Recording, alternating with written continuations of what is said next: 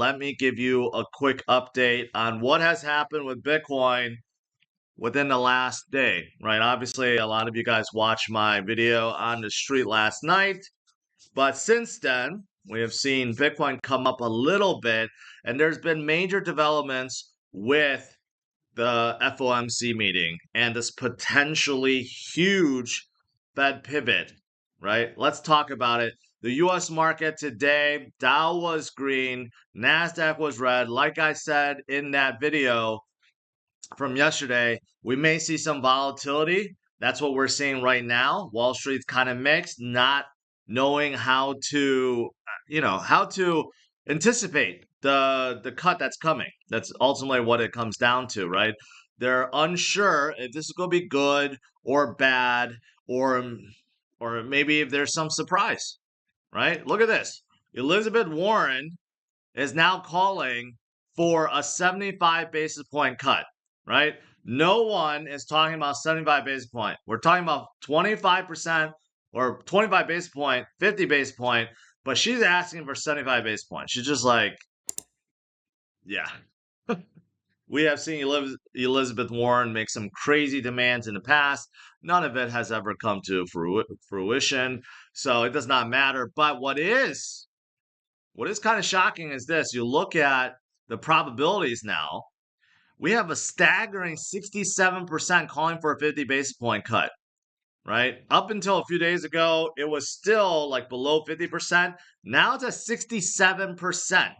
Majority of the people out there and analysts are anticipating that Powell needs to cut and cut a lot, not 25 basis points, right? So if we get a 50 basis point cut this Wednesday, and then we get 25 basis point in November, December, that's 1 full percentage point.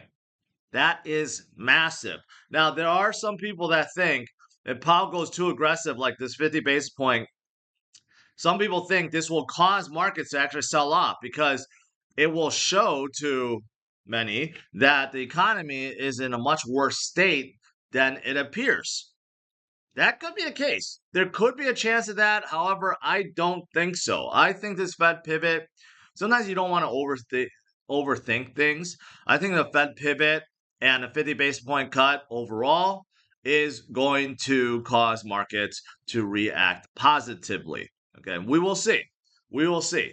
But yeah, we don't have to wait much longer. Just a few more days until we get this. Like I've been hammering on this for a while. We've been waiting 4 years now. For 4 years, we haven't had a cut.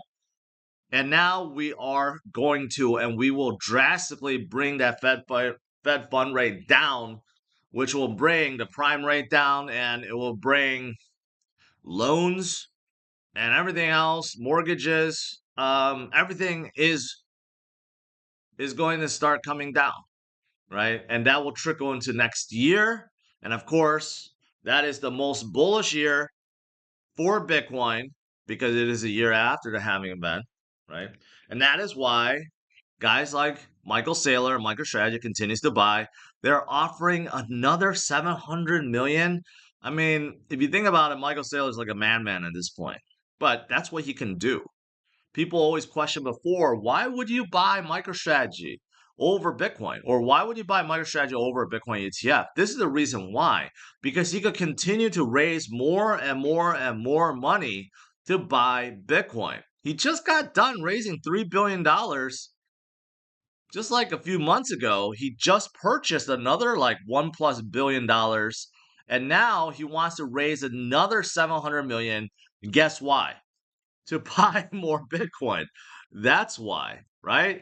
Absolutely madman, but in a good way.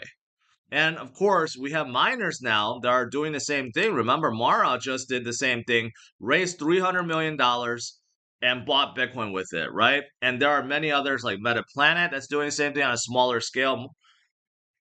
I mean, he started something that a lot of companies are now looking to do, right? Especially ahead of 2025, the most bullish year of this cycle is coming.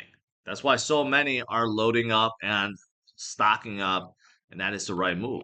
Even countries, another country Bhutan has accumulated close to $800 million of Bitcoin. Out of the blue, no one even knew this. No one saw this.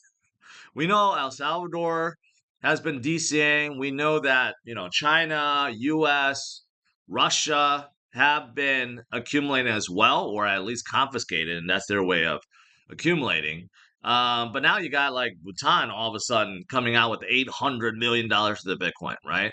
That's a surprise, but also not a surprise. I'm sure there's many other countries out there that have started and we just don't know about it. So that's why it's a surprise and not a surprise.